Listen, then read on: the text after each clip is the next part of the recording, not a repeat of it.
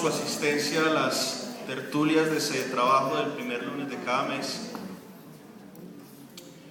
En la noche de hoy tenemos a Iván Cepeda Castro, defensor de derechos humanos, vocero del Movimiento Nacional de Víctimas de Crímenes de Estado, MOVICE, representante a la Cámara por Bogotá, pero sobre todo un representante del pueblo colombiano y de las luchas que venimos desarrollando desde hace años.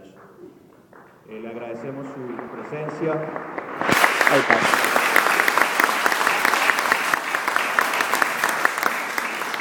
Él nos va a dar hacer una disertación sobre las víctimas y sus derechos y todos los elementos que están relacionados en este tema tan complejo. La metodología que siempre hemos utilizado, él va a hacer una intervención de 40, algo así, minutos, y luego tratamos de hacer una discusión ordenada para que todos puedan plantear sus preguntas y hagamos una buena discusión. Muchas gracias, Iván.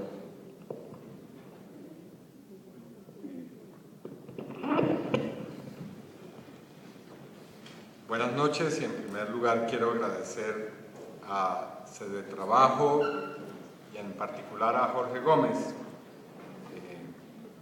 cuya persistencia en la posibilidad de que yo viniera aquí pues me tiene esta noche en compañía de ustedes.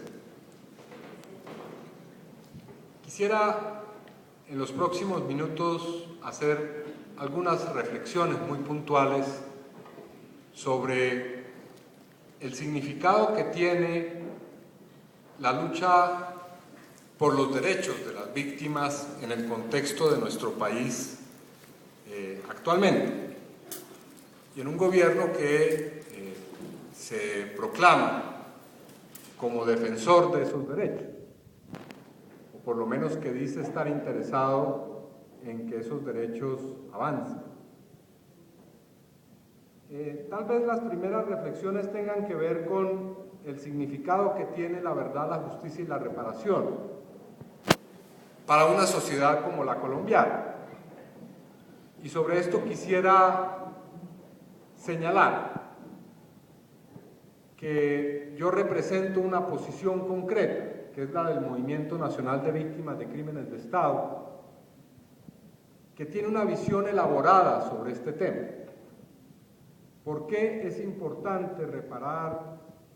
¿Por qué es importante esclarecer los crímenes? ¿Por qué es importante la justicia para una sociedad en general y para la sociedad colombiana en particular? Bueno, básicamente yo diría que no es como se ha querido plantear porque es necesaria la reconciliación entre los colombianos. Regularmente cuando se habla de estos tres derechos se quiere decir que el significado de que haya verdad, justicia y reparación es que haya reconciliación en la sociedad colombiana. Pues yo creo que el hecho de que haya reconciliación en una sociedad es importante, sin lugar a dudas. E incluso diría que es deseable. Yo quisiera que hubiera reconciliación en Colombia. Pero básicamente yo creo que la verdad, la justicia y la reparación son parte de un proceso muchísimo más amplio en una sociedad que ha sido herida a muerte por la violencia como es la colombiana. Y diría que el valor de esos tres derechos es que hacen parte de la búsqueda de la democracia en una sociedad y de la equidad social. Digamos que en las democracias la gente se puede reconciliar, pero también puede no reconciliarse. Si hay democracia, podemos estar no reconciliados y no pasa nada. O mejor, no pasa lo que pasa en Colombia todo el tiempo, y es que al que no se reconcilie se le mata, o se le excluye, o se le busca ubicar en una posición de ostracismo social. Si hay democracia, puede haber reconciliación. No al contrario, no si hay una reconciliación forzada habrá democracia. Eso no es cierto. Y es lo que intentan hacernos creer, que si se busca a todo precio, a ultranza, lo que se llama la reconciliación, va a haber democracia en nuestro país. Eso es falso. y es falso porque parte de una situación de inequidad en la cual las víctimas o los sectores víctimas son menos poderosos, son más débiles socialmente hablando en términos de su poder económico y militar e incluso político hasta cierto punto, que sus victimarios. Cuando se pregona la reconciliación en una situación de inequidad, regularmente quien no tiene el poder suficiente termina plegado o adaptado a la fuerza a lo que son las reglas del juego de quien sí tiene el poder. Y por eso el modelo de reconciliación que nos quieren plantear es un modelo forzado de reconciliación. Entonces, es importante que haya verdad, justicia y reparación, porque ese movimiento social puede llevarnos a la democracia y a la equidad. No es una lucha o no es una causa ajena a ese propósito, que es el mismo propósito, también podríamos decir otro concepto esencial, el de la paz democrática y justa en una sociedad. La verdad, la justicia y la reparación son importantes porque pueden contribuir en Colombia a que logremos ese objetivo esencial.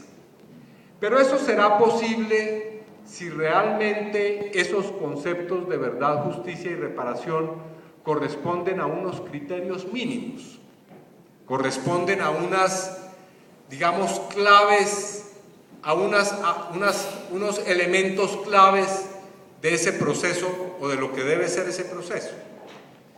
E inmediatamente digo lo siguiente: para que la verdad, la justicia y la reparación sean reales, tienen que corresponder a lo que han sido los crímenes que se han cometido en Colombia. ¿Qué clase de crímenes tenemos en Colombia? Lastimosamente tenemos la megacriminalidad política, los llamados crímenes de lesa humanidad, los crímenes de guerra y los genocidios. No crímenes individuales, no crímenes sueltos, no como se nos quiere hacer creer, crímenes dispersos y atomizados. Y esa es una de las claves con las que se construye la ley de víctimas. Es decir, a cada persona se le da una pequeña, muy pequeña reparación, si es que se le va a entregar, y aparecen 100.000, 200.000, millón, 2 millones, o como es en realidad casi 4.500.000 personas, como hechos absolutamente individuales, como si entre cada uno de esos hechos no hubiera una relación, como si no hubieran sido las comunidades, los sindicatos, los partidos políticos, las estructuras sociales las que estuvieran comprometidas con esos hechos, sino cada individuo, cada familia como una especie de mónada, como una especie de átomo en medio de ese universo de violencia. ¿Y cuál es el problema cuando se concibe los crímenes de manera individual? Pues que no se les ve en su realidad política, que se les desustancializa, que se les convierte en realidades propias casi que de la criminalidad ordinaria. Entonces, un raponazo, un robo callejero es lo mismo que el asesinato de 10.000 personas o de 100.000 o el desplazamiento de 4 millones de personas. Las causas, las intenciones que se ha buscado con esos crímenes se pierde totalmente de horizonte, de vista. Y esa es una gran discusión, no es una discusión menor. Digamos, aquí el primer problema es qué clase de crímenes se han cometido, en qué ha consistido el conflicto armado. ¿Todos los crímenes que se han cometido en el conflicto armado o hay unos que no están en el conflicto armado? ¿Quiénes los han cometido? ¿Individuos descarriados de las instituciones? ¿El terrorismo? ¿El narcotráfico que ha infiltrado al Estado y a la sociedad? ¿O es otro tipo de lógicas las subyacentes a esos crímenes y a esa criminalidad sistemática?